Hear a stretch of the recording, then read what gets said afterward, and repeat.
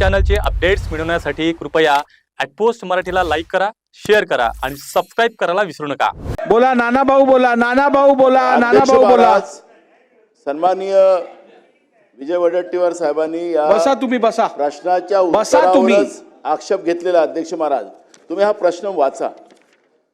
म्हणजे तुम्हाला या नाना भाऊ 29 मिनिटं या प्रश्नावरती आपण बोललो, अजून किती करणार?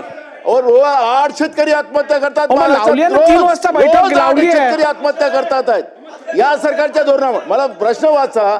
मी अध्यक्ष महाराज यांनी जो प्रश्न इथं दिलेला आहे, पहिल्याच प्रश्नामध्ये राज्यात विशेषतः जालना, कोल्हापूर, अमरावती, लातूर, अकोला, नागपूर, नांदेड, चंद्रपूर या शासकीय हमीभावाने सोयाबीन खरेदी प्रक्रिया अद्याप सुरू न झाल्यामुळे बाजारपेठेत हमीभावापेक्षा कमी दराने सोयाबीन विकावं लागले असून चंद्रपूर जिल्ह्यात अतिवृष्टीमुळे कपासीचे नुकसान झाल्याने शासकीय कापूस खरेदी केंद्र सुरू झाले नसल्याचे ऑक्टोबर 2025 मध्ये निदर्शनास आले। खरे आहे का?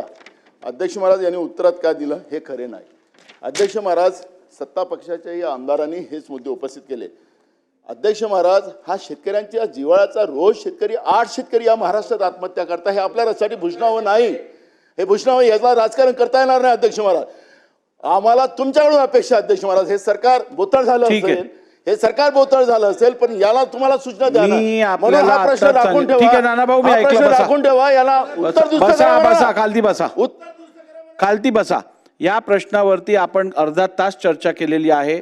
मला सभागृहात तुम्ही नाही, आता असं चालणार नाही। या संदर्भात 3 वाजता माझ्या दालनात मी बैठक लावत आहे।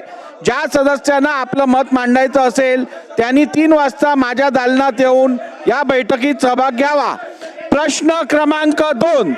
अध्यक्ष महोदय, 16,479। अध्यक्ष महोदय, छापल्याप्रमाणे।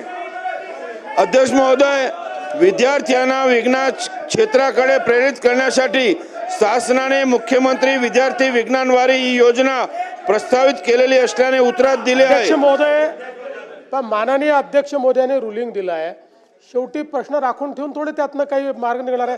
ते स्वतः त्याच्यावर बैठक घेत आहेत त्याच्यावर, आणि हा काही विषय आमच्याकरता राजकारणाचा नाही आहे। त्यांच्याकडे बैठक करू, अजून काय असेल ते करू, त्यातनं मार्ग काढू। चला नाना भाऊ, असं आहे नाना भाऊ, सभागृहातल्या उत्तराने प्रत्येकाचं समाधान होईल असं नाही आहे, आणि काही लोकांनी समाधान करूनच घ्यायचं नाही ठरवलं तर काय करता येईल।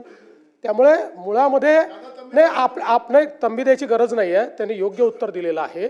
तथापि ऐका नाना भाऊ, अशा प्रकारचा विषय हा प्रश्नोत्तराच्या तासात त्याचा निर्णय होऊच शकत नाही। कसा होऊ शकेल? म्हणून अध्यक्षांनी स्वतः पुढाकार घेतला, आणि अध्यक्षांनी या ठिकाणी स्वतः जर सांगितलेलं आहे की मी बैठक घेतो, तर मग आपण त्या बैठकीत विषय मांडून ते विषय पार करून घेतले पाहिजे। नाना भाऊ, मी बैठकीतही शासनाला गरज पडल्यास योग्य निर्देश देऊ शकतो। आपण बसा।